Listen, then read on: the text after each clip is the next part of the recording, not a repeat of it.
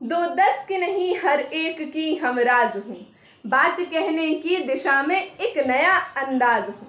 दिल या कानों की जगह मस्तिष्क से सुनिए मुझे, देश की आवाज की हुंकार भरने आई हूँ। नमस्कार, सुविज्ञ सभासद वृंद को मेरा हार्दिक अभिवादन। मैं रोहिणी शुक्ला आप सबके समक्ष राजनीति का शव परीक्षण करने हेतु उपस्थित हूँ।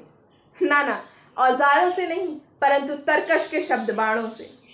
महोदय, गीता में श्री कृष्ण ने कहा है कि परिवर्तन ही प्रकृति का नियम है, परंतु एक ऐसी चीज जो हमारे जीवन के काल में अपरिवर्तित रहेगी वह है भोली भाली जनता का बात बात पर राजनीति के तवे पर रोटियों की तरह सेका जाना, कभी आरक्षण के मक्खन के साथ तो कभी जात पात के घी में डुबोकर।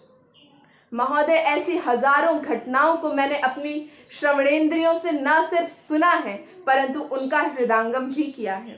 इतिहास ऐसी करोड़ों घटनाओं का साक्षी रहा है जहां पर मात्र क्षणभंगुर राजनीतिक इच्छाओं को पूरा करने के लिए निर्दोषों के प्राण ले लिए गए हैं, अर्थात राजनीति दूषित हो चुकी है।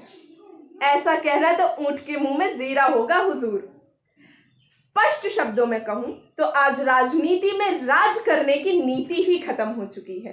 हम मतदाता से बढ़कर वोट बैंक बन चुके हैं और तथाकथित राजनीतिज्ञों की देश के प्रति जवाबदेही खत्म हो चुकी है।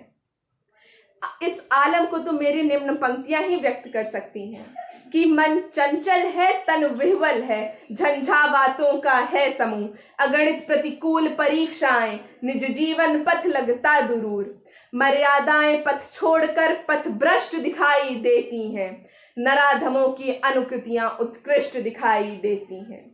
यह शब्द जरूर भारी होंगे परंतु इस शब्द परीक्षण की भावनाओं को आपके हृदय तक पहुंचाने में सार्थक है। महोदय, राजनीति के दो महत्वपूर्ण अंग हैं, सत्ता और शासक। सत्ता अर्थात हम और आप, जिन्होंने स्वतंत्रता के बाद एक सुचारू रूप से चलने वाले सामाजिक जीवन के लिए वर्ष प्रति वर्ष इन राजनीतिज्ञों के लिए अपना मतदान किया है। दूसरा वह शासक, जिन्होंने वर्षों तक अथक प्रयास किए हैं और आज भारत को एक लोकतांत्रिक ढांचे में ढाला है, परंतु इस भ्रष्टाचार ने इन नेतृत्वहीन नेताओं को ही इस ढांचे का दीमक बना दिया है। आज तो उन्हें अपने किए गए वादों को भूलने की आदत सी हो गई है। महोदय, राजनीति क्या है, इस पर एक बहुत बड़ा प्रश्न चिन्ह लग चुका है जिसको शायद इस युग के लोग तो नहीं ही सुलझा सकते। इसके लिए आपको 283 ईसा पूर्व कौटिल्य के पास जाना पड़ेगा और यदि आपने कौटिल्य नीति समझ ली तो राजनीति तो सूरज के सामने दिया दिखाना है हुजूर। इस राजनीति के शव परीक्षण का आकलन करना बहुत ही गहन कार्य है और इसमें कई वर्ष लगेंगे, परंतु मैं समय सीमाओं का निरादर नहीं करना चाहती।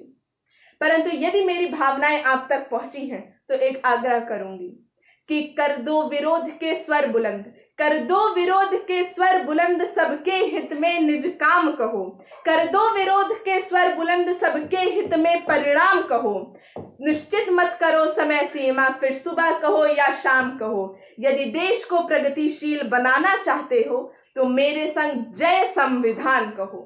धन्यवाद।